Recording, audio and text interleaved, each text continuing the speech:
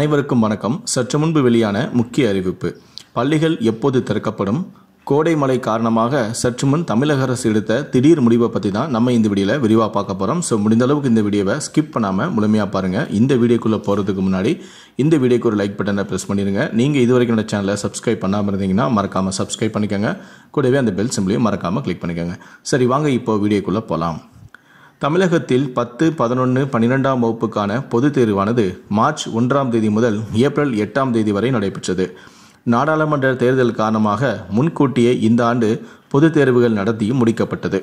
அதேபோல 1 முதல் 3ஆம் வகுப்பு வரையிலான மாணவர்களுக்கு ஏப்ரல் 2 முதல் 5ஆம் தேதி வரையும், 4 முதல் 9ஆம் வகுப்பு மாணவர்களுக்கு ஏப்ரல் 2 முதல் 23ஆம் தேதி வரையும் இந்த ஆண்டு இறுதித் தேர்வுகள் நடைபெற்றன.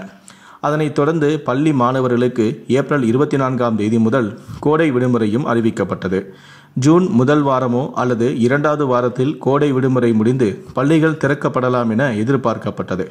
ஆனால் ஜூன் 4ஆம் தேதி நடைபெறவுள்ள நாடாளுமன்ற தேர்தல் முடிவுகள் மற்றும் கோடை மழை காரணமாக தமிழகத்தில் அடுத்த கல்வியாண்டுக்கான பள்ளிகள் திறப்பதில் தாமதம் ஏற்பட வாய்ப்புள்ளது.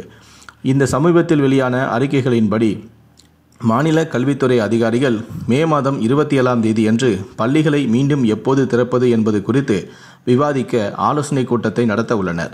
ஆலோசனை கூட்டத்திற்கு பின்னர் பள்ளிகள் எப்போது திறக்கப்படும் என்ற தேதி அதிகாரப்பூர்வமாக அறிவிக்கப்படும் எனவும் எதிர்பார்க்கப்படுகிறது. முன்னதாக ஜூன் 2வது வாரத்தில் பள்ளிகள் திறக்கப்படும் என கூறப்பட்டது என்பது குறிப்பிடத்தக்கது.